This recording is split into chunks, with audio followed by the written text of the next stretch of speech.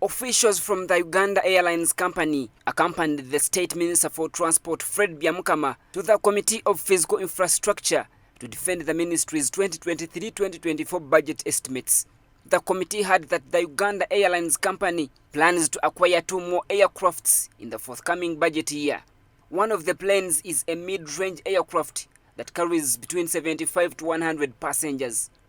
Uganda Airlines currently has 6 aircrafts, 2 Airbuses that carry up to 270 passengers, and 4 CRJ-900 Bombardiers that carry up to 75 people.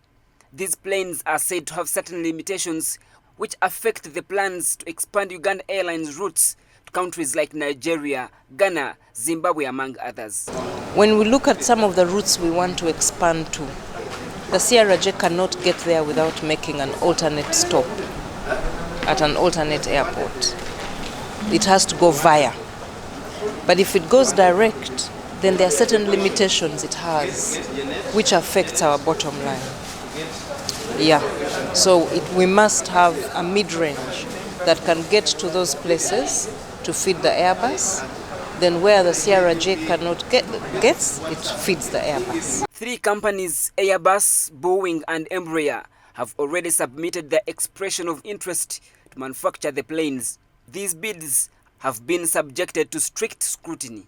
We are looking at different parameters in terms of what we need with that aircraft, what is it going to do, where is it going to fly, how many people.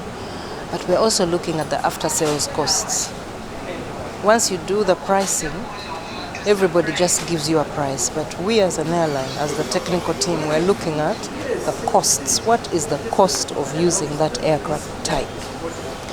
And that's what we have tasked all these manufacturers that are coming to give us. Then we know what we are getting into. Bamuturaki added that in their strategic plan, they consider key components of the plane like the engine, seats, navigation system, fuel consumption, after-sales cost, among others. It is not clear how much it will cost the taxpayer to purchase these aircrafts. The CEO says this will be considered later. MPs on the Physical Infrastructure Committee welcomed the move. Committee Vice Chairperson Robert Kasolo says with no medium-range aircraft, Uganda Airlines cannot operate effectively. It's within the aviation industry. It's like how you do have a coaster, you have a minibus, and then you have a bus in the industry. If you don't have the numbers, for example, like if we're flying to Dubai and we do not have the full capacity on the Airbus, then we can put the mid-range. And then bottom line is not affected. But now we do not have that leeway.